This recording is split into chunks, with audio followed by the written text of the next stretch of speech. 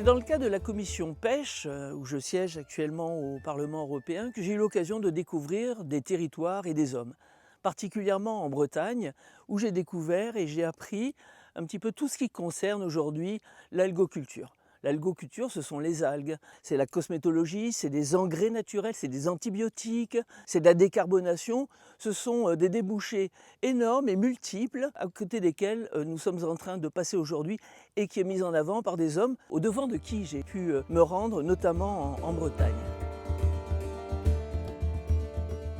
Nous avons rencontré Didier Launay, agriculteur de la terre, agriculteur de la mer, comme il aime à se définir, et qui récupère notamment les algues sur le littoral, a contribué à mettre en place une chaîne de valorisation qui a permis de développer sur le territoire, en circuit court, enfin je veux dire c'est la définition même du localisme, une économie, une expérience et je dirais même une excellence stratégique.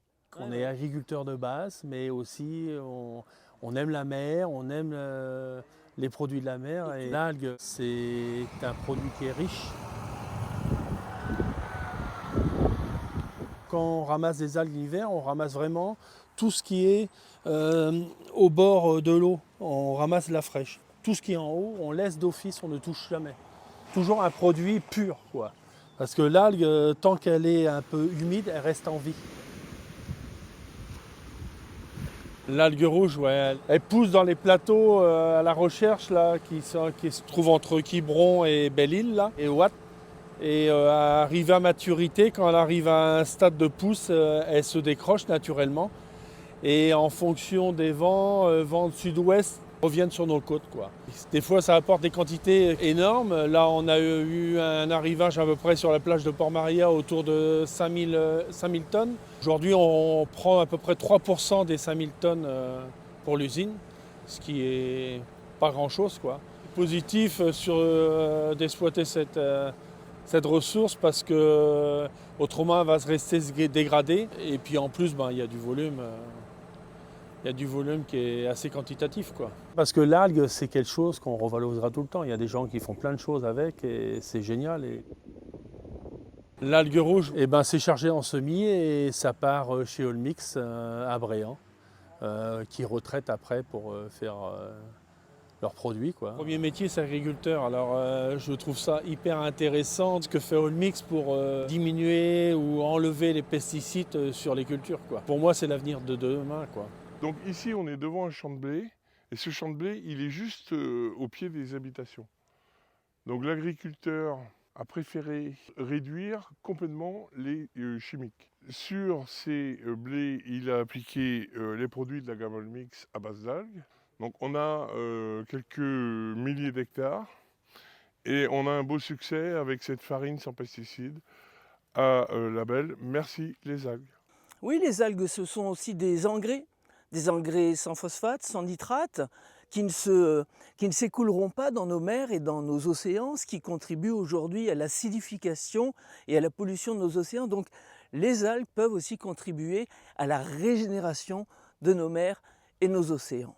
Les anciens avant, ils ramassaient les algues, ils les posaient sur les dunes à plat, et ils les laissaient sécher et après ils les ramenaient sur les champs et ça servait d'humus. Et le peu de sel qui restait, ça servait de désherbant parce que ça tuait les mauvaises herbes. Et l'algue en elle-même servait de matière organique et revalorisait les sols. C'est une matière qui est très riche pour le sol. Rien que déjà d'apporter des algues sur les terres, agronomiquement, j'ai vu l'impact microbien qui a été énorme, quoi. Comment ça se développe. Mais ça permet aussi de sortir de la logique productiviste ou surproductiviste, puisqu'on travaille la terre de façon naturelle et qu'elle s'épanouit plus qu'elle ne s'appauvrit ou qu'elle ne meurt. Bah oui, Ouais. tout à fait, ouais, tout à fait. Ouais. Plus on va valoriser notre humus en surface, plus on va avoir un impact microbien qui va être un sol qui va être très vivant. Et derrière, on va avoir une plante qui va garantir un développement racinaire qui est très riche, quoi.